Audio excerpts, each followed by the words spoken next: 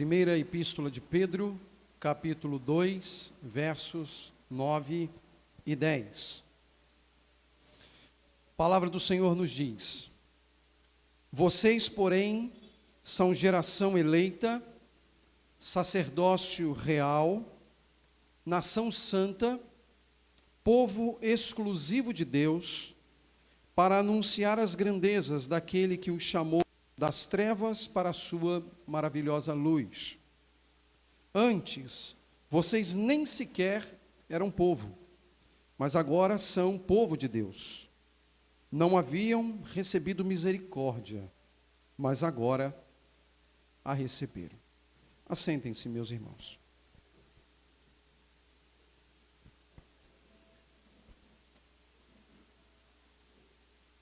No último domingo, nós iniciamos uma breve série sobre a Igreja de Jesus e sua natureza.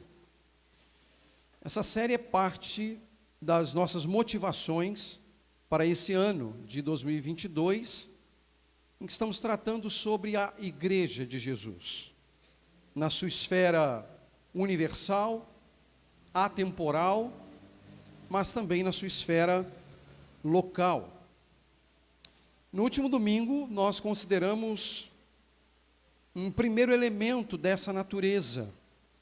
Tratamos da unidade da Igreja de Jesus. Hoje, nós vamos tratar do segundo termo que descreve a natureza da Igreja. E esse termo é santidade. A Igreja de Jesus é santa. Esse princípio da santidade, meus irmãos, aponta para um aspecto de sua natureza que diz respeito à realidade de que a igreja é uma sociedade completamente distinta das demais sociedades. A igreja é uma instituição completamente distinta das outras instituições. E isso se dá basicamente pela sua origem e também pela sua natureza. Ela se destaca. Não é à toa que o apóstolo Paulo menciona que Deus colocou tudo debaixo dos pés de nosso Senhor e concedeu todas as coisas à igreja. Paulo diz isso claramente em sua carta aos Efésios. Santidade, portanto, é uma evidência da Igreja de Jesus, é uma marca da Igreja de Jesus, é claramente um aspecto da natureza de nosso Senhor e da Igreja de nosso Senhor.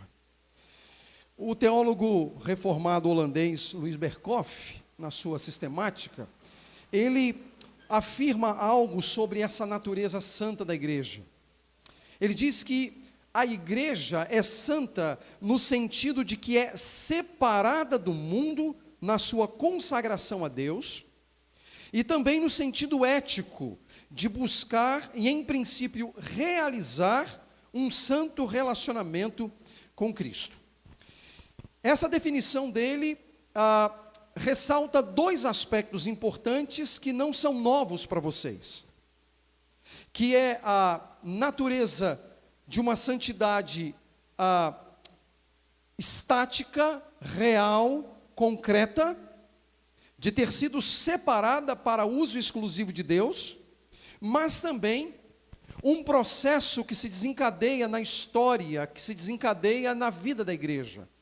Santidade como estado, mas também santidade como processo. E permitam-me utilizar aqui o exemplo do Antigo Testamento dos utensílios do templo.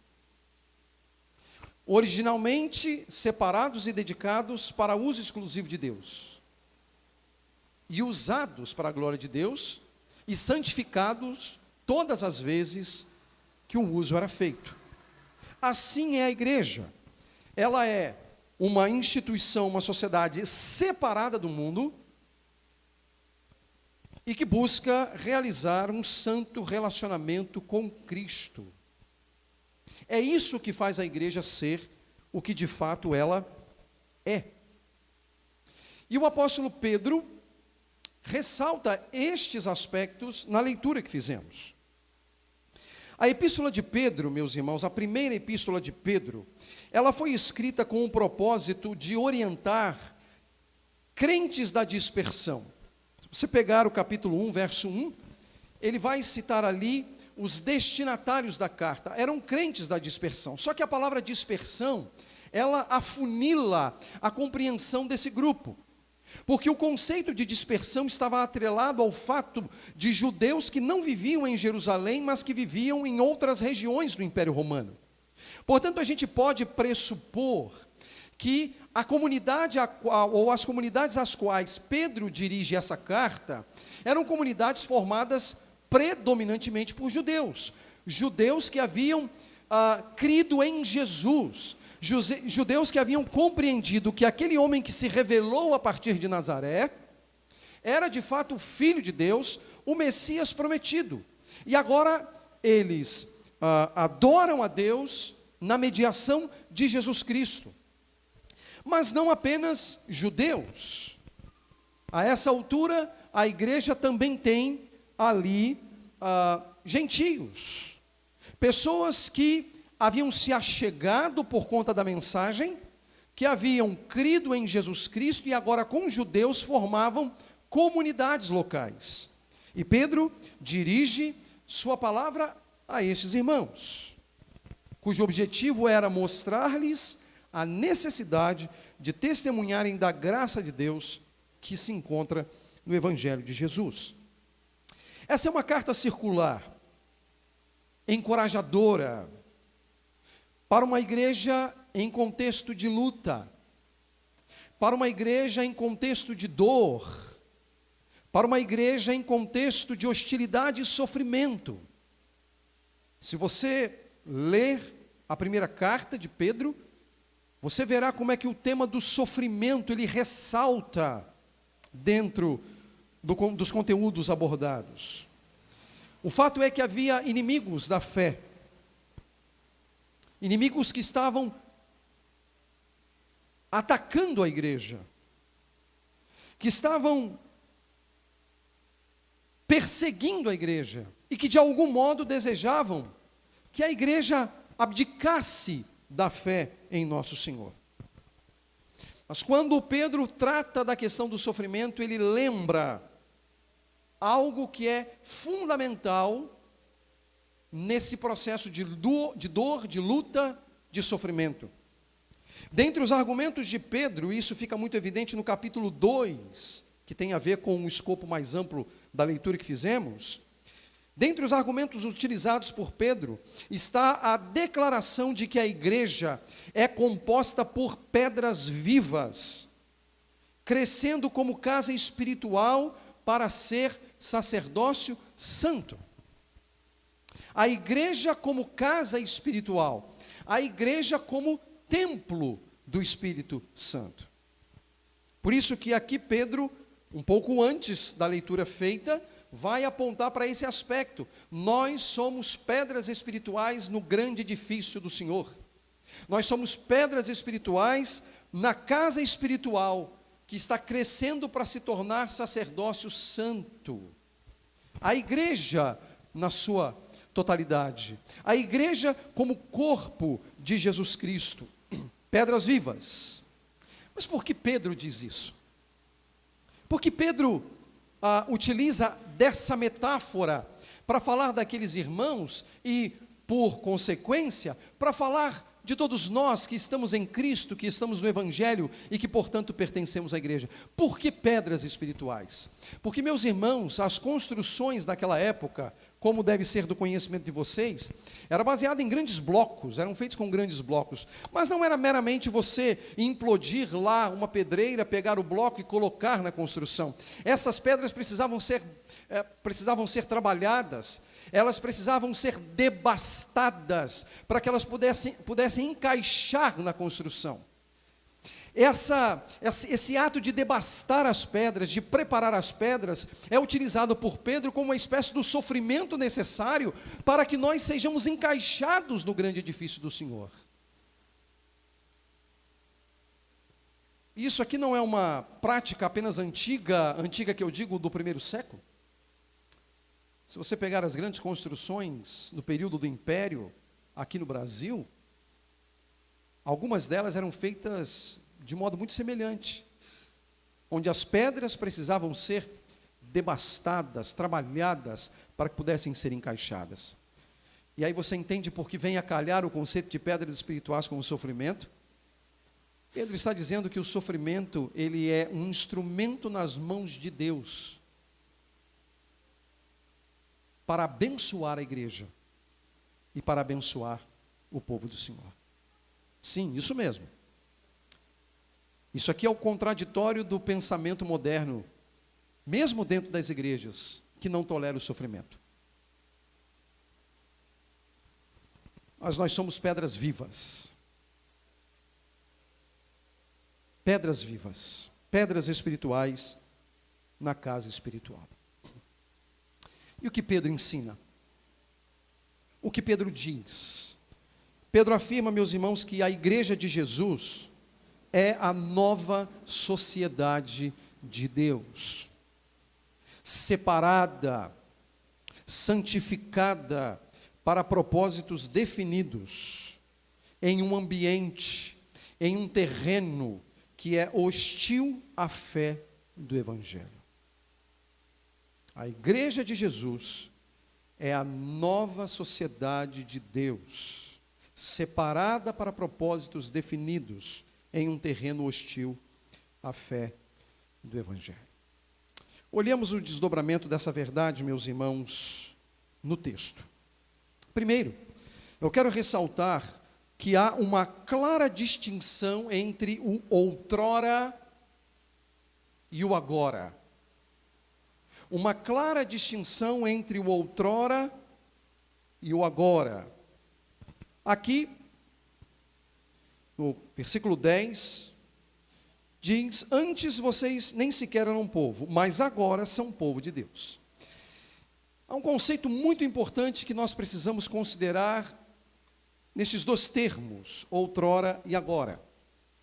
E isso não é uma questão somente encontrada em Pedro, é também algo encontrado em Paulo. Tanto para Paulo quanto para Pedro, os conceitos de outrora e de agora são fundamentais. Há uma clara distinção. E onde está essa distinção? O outrora, tanto no discurso paulino quanto no discurso petrino, aponta para um tempo em que nós e aqueles irmãos não estávamos em Cristo. Não pertencíamos à fé. Estávamos mortos em delitos e pecados. Não tínhamos a Deus. Éramos estranhos a Deus. Um tempo de perseguição. Um tempo de contrariedade em relação aos aspectos da fé. Perseguição à fé. Perseguição realizada por nós, contra a fé. O outrora, meus irmãos, aponta para um período, para uma época em que nós não estávamos em Cristo. O agora, por outro lado, aponta para a realidade atual, para a nossa realidade atual, mas também para a realidade daqueles irmãos que estavam recebendo a carta de Pedro. Agora eles não estão mais ligados ao outrora, agora eles têm uma nova vida, agora eles estão em Cristo, agora a perspectiva é nova, agora o pensamento é novo, agora as intenções são novas. Mudou, porque Cristo fez a plena distinção na história do indivíduo, mas também na história da igreja, separando-a, santificando-a. E o texto diz exatamente isso. Olha, outrora, vocês nem sequer eram povo. Claro que aqui parece que o discurso é um pouco mais voltado para os gentios, porque a gente não pode pressupor que isso aqui seja uma verdade em relação aos judeus, porque eles eram povo de Deus no Antigo Testamento. Mas o fato é, antes ou outrora, vocês nem sequer eram povo. E mais, não haviam recebido misericórdia. Mas agora, vocês são povo de Deus. E agora, receberam misericórdia. Dois conceitos muito importantes: o conceito de povo e o conceito de misericórdia. Primeiro, a gente precisa considerar, meus irmãos, que estes conceitos aqui trabalhados, eles encontram eco no Antigo Testamento. O livro de Êxodo, por exemplo, o livro de Isaías, Oséias, capítulo 2, trabalha muito esse aspecto da questão do povo. E é bem interessante que, no caso de Oséias, o que nós lemos é basicamente o seguinte: eu a plantarei para mim mesmo na terra, tratarei com amor aquela que chamei não amada. Direi àquele chamado não meu povo, você é meu povo. E ele dirá, tu és o meu Deus. Na igreja havia chegado o tempo em que aquele que era chamado não meu povo passou a ser chamado de meu povo. Essa é a razão por que nós estamos aqui. Nós gentios pertencemos a Deus, porque fomos chamados e adotados como filhos de Deus. Somos agora povo de Deus, não apenas um povo isolado, mas um povo formado por judeus e gentios, cuja parede de separação foi quebrada. Foi rompida. E um povo que também foi alvo da misericórdia divina, que recebeu o dom da misericórdia. E a misericórdia, meus irmãos, é algo espetacular do ponto de vista bíblico. E se você me permite uma conceituação muito simples, uma ilustração muito simples de distinção entre a graça e a misericórdia, eu diria assim: a graça é quando Deus nos dá o que nós não merecemos. Por isso nós dizemos que graça é favor imerecido. Graça é, portanto, quando Deus nos dá o que nós não merecemos. E a misericórdia? A misericórdia é quando Deus não nos dá o que a gente merece. Ele não nos dá o que a gente merece.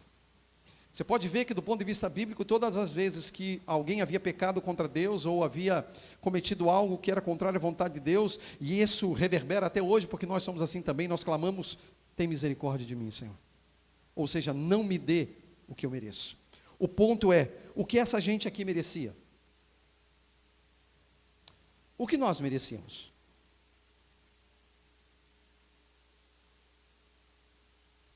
Sabe o que houve? Deus não nos deu o que a gente merecia. Ao contrário, Ele nos deu o que nós não merecíamos.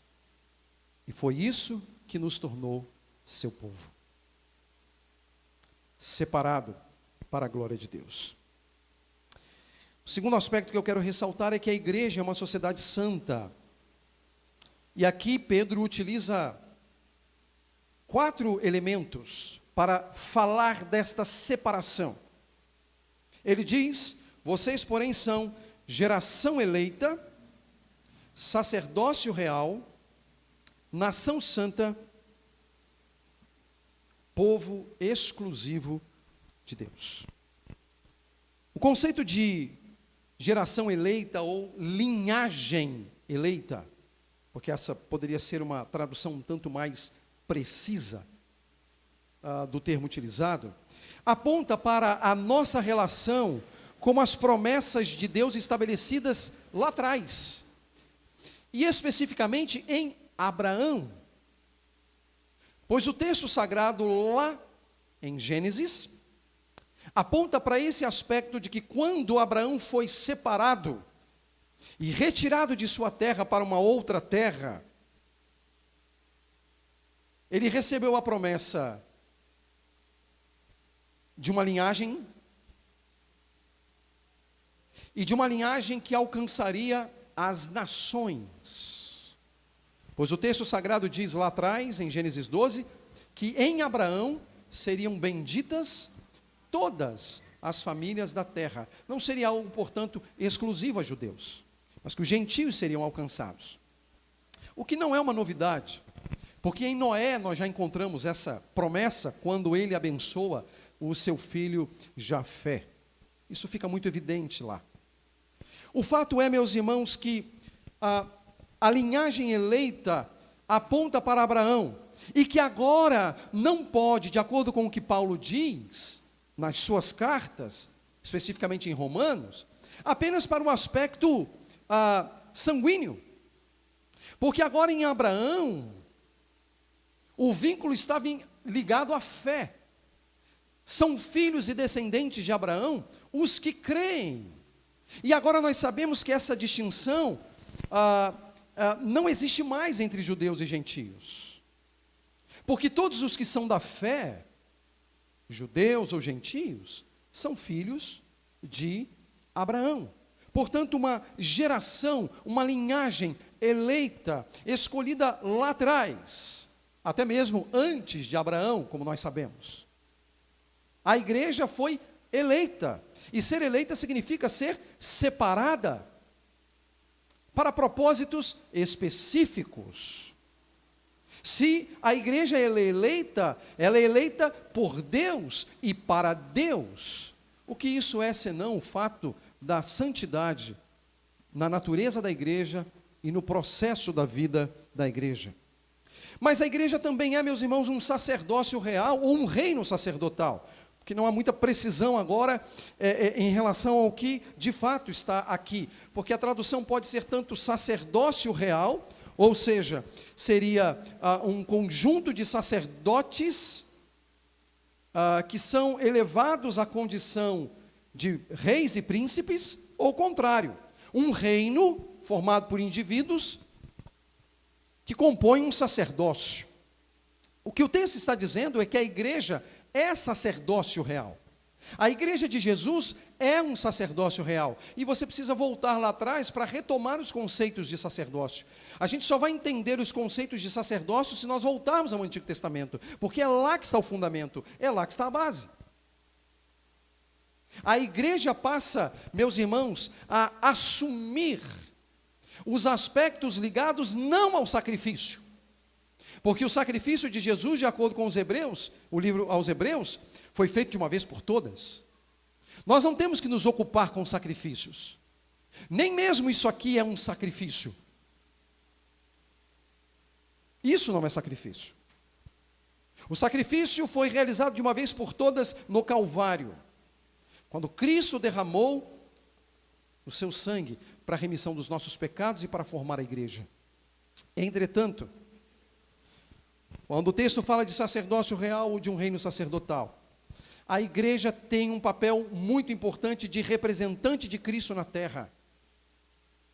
Não são os líderes religiosos que representam a Cristo na terra, é a igreja. E aí eu quero retomar o ensino dado numa quarta-feira, agora recentemente, nessa nossa série de Apocalipse. João ouve uma voz que falava com ele. E quando ele se vira para ver com quem falava com ele, o texto sagrado diz que ele vê primeiro os 7 candeeiros. E no meio dos 7 candeeiros ele vê um semelhante ao Filho do Homem. O que é isso? Quando João se vira para olhar quem falava com ele não vê primeiro quem fala com ele vê primeiro os 7 candeeiros, que são as 7 igrejas. E no meio das 7 igrejas, um semelhante ao Filho do Homem. Será que isso não tem muita coisa a nos dizer? Quanto à verdade cristã e bíblica de que quem representa Cristo na terra é a igreja. Porque ela é o seu corpo neste mundo. É o corpo de Cristo. O texto também fala que a igreja é uma nação santa. E é uma nação mesmo, e é muito interessante esse conceito de nação, de uma etnia. Não uma etnia ligada à hereditariedade. Nós somos diversos aqui. E vimos que na igreja há unidade na diversidade. Mas a verdade, meus irmãos, é que nós somos uma nação separada para pertencer a Deus e para uso exclusivo de Deus. A igreja é santa porque é uma nação santa. Ela é composta dos santos, dos salvos, dos redimidos. Separada para Deus. E composta por pessoas separadas por Deus e para Deus. E nesse aspecto, o último a ser ressaltado é o conceito de propriedade divina, né?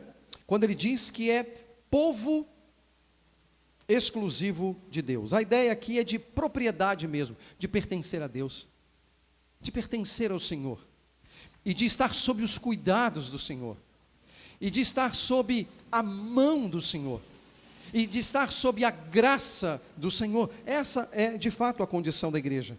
E todos esses elementos fazem da igreja uma sociedade santa. Uma sociedade santa. Santa para Deus. Terceiro e último aspecto é que há um propósito para a igreja neste mundo. Pedro diz assim: vocês são tudo isso, geração eleita, sacerdócio real, nação santa, povo exclusivo de Deus. Ora, ouçam, para anunciar as grandezas daquele que os chamou das trevas para a sua maravilhosa luz. Qual é o propósito da igreja, meus irmãos? O propósito da igreja é anunciar as grandezas daquele que nos chamou das trevas para a sua maravilhosa luz. Função da igreja neste mundo é anunciar. Isso é parte da sua santidade. Não há como desatrelar a anunciação do Evangelho, a proclamação do Evangelho da natureza santa de Deus. A natureza santa de Deus a leva à proclamação. A natureza santa de Deus, que a distingue, portanto, de todas as outras sociedades e instituições, faz dela detentora da mensagem do Evangelho que poderosamente salva pecadores e que traz os pecadores à convivência da igreja, na sua expressão universal e mais ampla, mas também no seu desdobramento local. Por isso que nós não somos daqueles que apregoam e que ensinem e que entenda que seja verdade esse movimento cada vez mais decadente de desigrejados. Porque o lugar do salvo é na igreja. E se você não é tão bom, se você é tão bom para não pertencer a uma igreja porque ela tem as suas fraquezas e fragilidades, talvez você não seja salvo.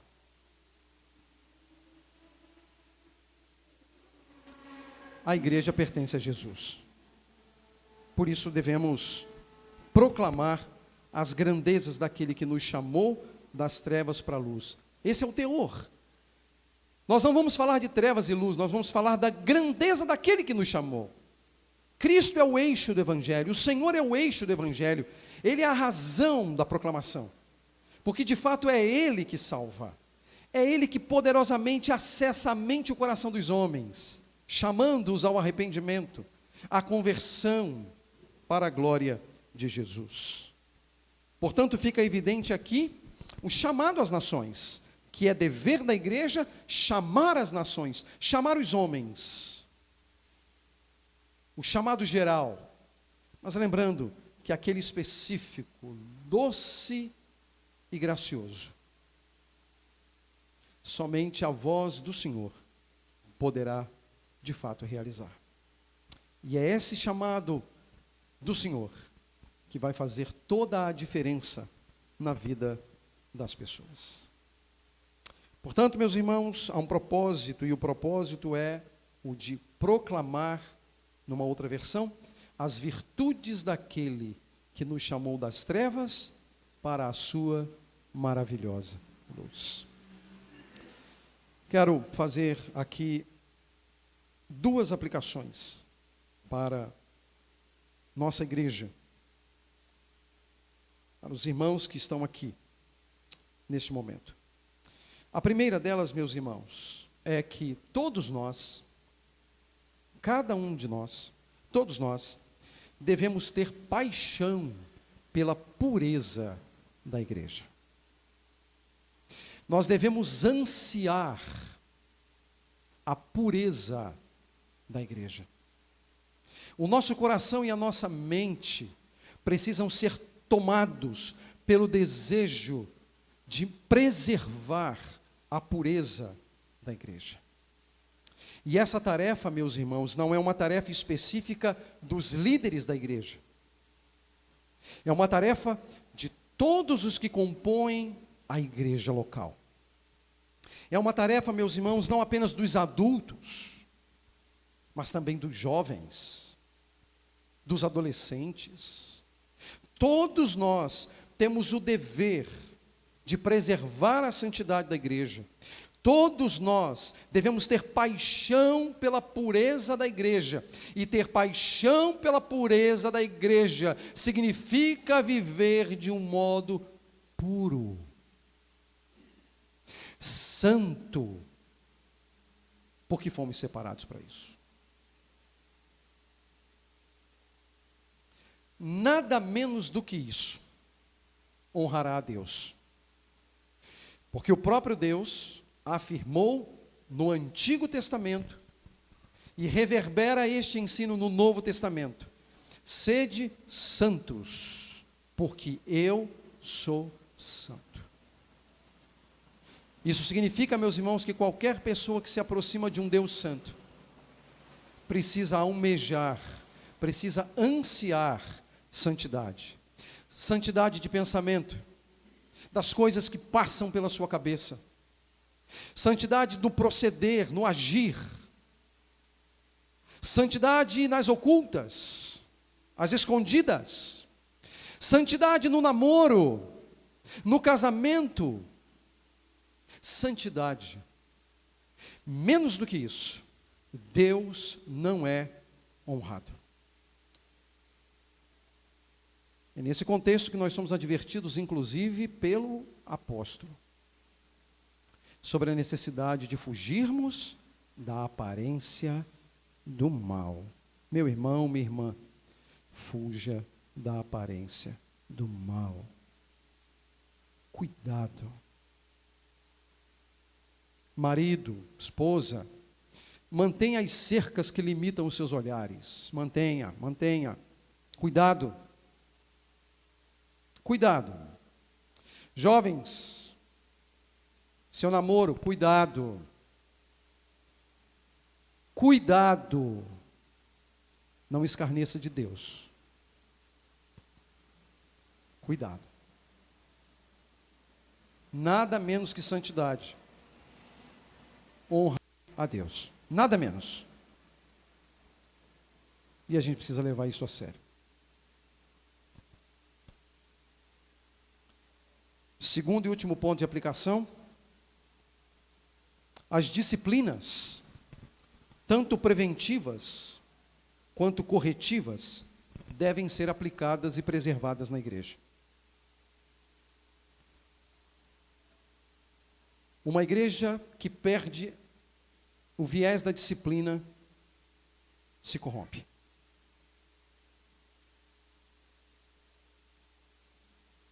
Já lhes disse muitas vezes que há um tripé que esclarece a verdadeira igreja de Jesus: palavra, aplicação adequada dos sacramentos, batismo e ceia, e disciplina. A palavra está vinculada à disciplina. A ceia, batismo estão vinculados à disciplina. Mas observe que eu uso disciplinas preventivas e disciplinas corretivas. A disciplina preventiva é isso aqui. Meus irmãos, estar aqui no domingo é uma disciplina preventiva. Guardar o domingo, quando nós guardamos o domingo, nós temos a devolutiva de que o domingo nos guarda. Quando nós guardamos o dia do Senhor, nós temos a bênção de sermos guardados pelo dia do Senhor. Porque se estamos aqui, nós somos nutridos, nós somos abençoados, nós somos questionados, nós somos confrontados para reajustar as coisas que, se nós não estivéssemos aqui, não seriam reajustadas. Então, quem guarda o dia do Senhor é guardado pelo dia do Senhor. As disciplinas preventivas têm a ver com a sua vida de oração, tem a ver com a vida de leitura das Escrituras. A sua vida preventiva tem a ver com lutar ferozmente contra todas as coisas que se impõem na sua vida para separá-lo de Deus. Isso é prevenção. E se nós levamos a sério essa prevenção, provavelmente nós não seremos submetidos à correção pública, porque nós vamos ser tão zelosos e cuidadosos com essas coisas que ninguém precisará disciplinar-nos publicamente. Mas existe a necessidade da correção pública. As disciplinas corretivas devem ser aplicadas na igreja. Meus irmãos, o objetivo não é a disciplina em si. O objetivo é o arrependimento. Toda disciplina deve buscar o arrependimento do pecador regenerado, do pecador salvo, do pecador redimido. Uma disciplina não é para escorraçar uma pessoa, colocá-la fora da igreja, abandoná-la. A Bíblia até fala de um provável abandono, mas no caso de heresia clara, a Bíblia diz que sequer com essas pessoas você tem que comer, nem comer, não sou eu que estou dizendo, a Escritura diz, nem comer com essa gente. Mas há outras situações, e a igreja precisa atentar para esses fatos, de corrigir aqueles que precisam ser corrigidos em amor, para resgatar o irmão, esperando que ele seja resgatado, que ele se arrependa, que ele reconheça o erro, que ele reconheça o pecado e abandone. Isso é fundamental para a manutenção da santidade da igreja. Meus irmãos, não significa que nós estamos aqui trabalhando o conceito que nós vamos ser as melhores pessoas do mundo. Não, nós não seremos as melhores pessoas do mundo, você sabe disso. Como também eu sei disso. Nós temos as nossas esquisitices. Nós temos as nossas dificuldades pessoais. Nós temos pecados contra os quais nós lutamos. Mas, meus irmãos, é muito diferente de ser derrotado e derrotado e derrotado e derrotado e derrotado e derrotado pelo pecado.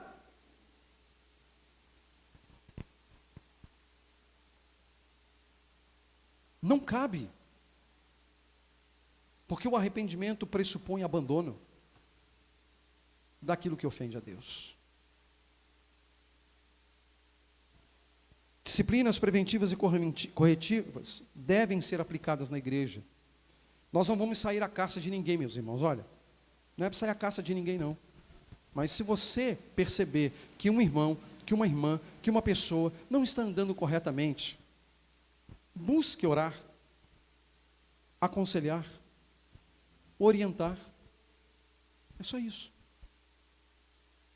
E aí, obviamente, se a pessoa se arrepender, boa. Se não se arrepender, aplica-se o princípio de Mateus 18, né? Volta lá com mais 1 ou 2. Se não se arrepender, diz a igreja.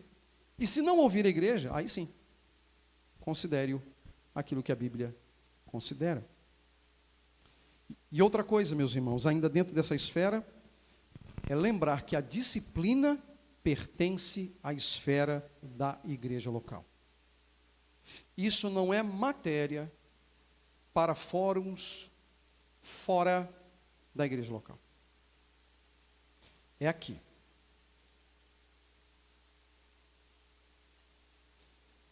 É aqui. O objetivo, meus irmãos, é apenas a manutenção da santidade da igreja. Porque se a igreja é una, ela também é santa. E ela deve permanecer santa para a glória de Deus. Meus irmãos, é desafiador, não é? Para todos nós. É muito desafiador. Não pense você que é fácil estar falando sobre esse tema aqui à frente. Não é não. É muito desafiador. Mas nós amamos a Cristo, não amamos?